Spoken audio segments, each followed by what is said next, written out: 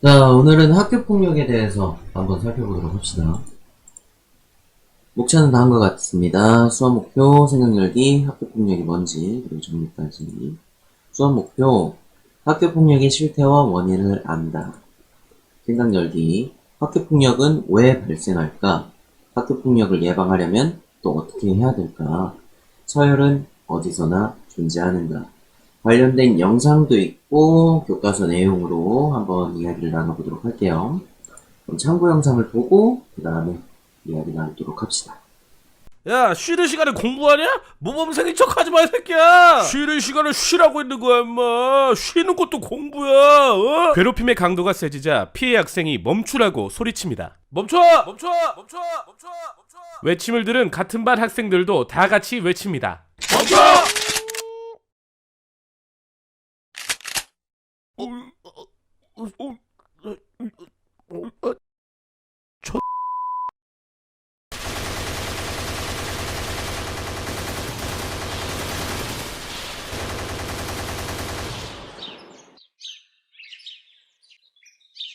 똑같죠. 다른 나라에서 좋은 것들이 있다고 해서 가지고 왔는데 처음, 중간, 끝이 있다면 처음, 중간, 끝 이 세 가지를 다 갖고 와야 되는데 끝에 것만 가지고 오고 마지막에 다른 나라에서 이렇게 했더니 이렇게 됐더라 막 이러면서 과정은 생략된 채 결과물만 가지고 오는 경우가 있는데 이게 멈춰라는 캠페인 안에서만의 문제가 아니에요. 여러분들이 과거에도 그랬고 지금도 그렇고 앞으로도 이런 일들이 분명 비일비재할 겁니다.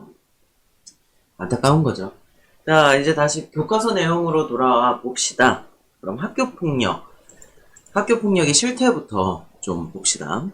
학교 폭력의 문제는 시간이 지날수록 점점 악화되고 있습니다. 또한 신체 폭력, 언어 폭력, 협박, 위협, 따돌림, 사이버 폭력, 성희롱, 성폭력 등 다양하다고 할 수 있어요. 그리고 오늘날에는 다음의 문제들이 더욱 심각해지고 부각되고 있습니다. 학교 폭력 발생의 저연령화. 초등학교 때부터, 저학년 때부터 이미 학교 폭력에 노출되어 있어요. 그리고 가해자와 피해자 구분의 모호함.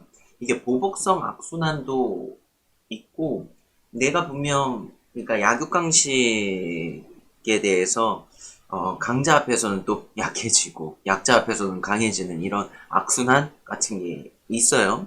또 정서적 폭력도 증가합니다. 신체적 폭력 외에 정신적인, 감정적인, 감성적인 그런 부분을 건드리는 학대들이 많아져서 남들이 봤을 때는 별거 아닌 것 같은데 이런 것들이 쌓여서 누적이 되니까 심한 폭력으로 다가오게 되는 거죠. 심부름, 성적 학대, 장난이라고 하면서 또 사이버 폭력, 언어 폭력 등을 예로 들 수 있습니다.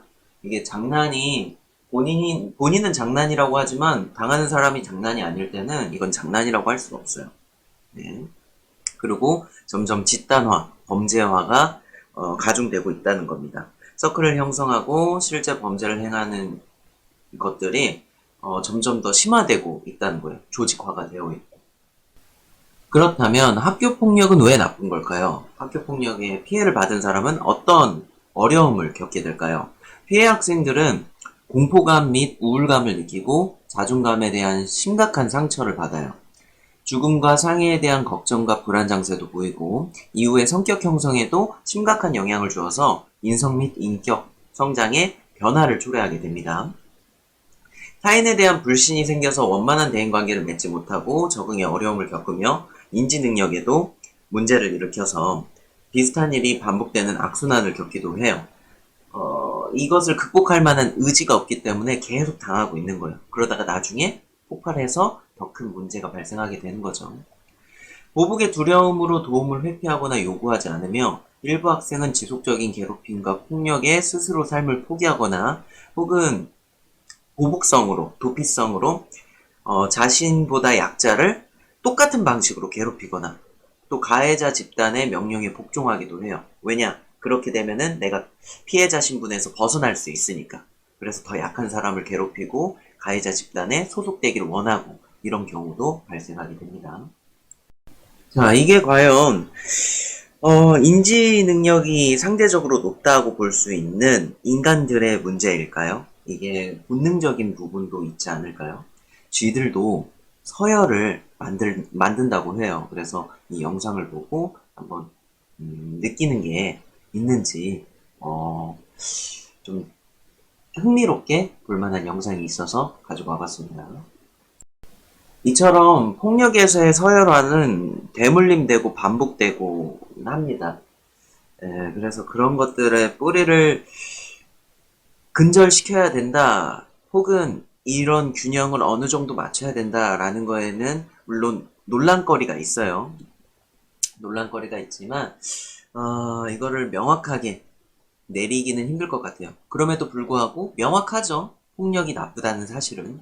그래서 그것을 어떻게 하면은 예방할 수 있을까, 이런 것들에 대해서 국가적으로 시스템적으로 교육적 차원에서 여러 가지 연구와 분석과 시스템적인 방안이 마련돼야 될 것은 분명하다고 봅니다.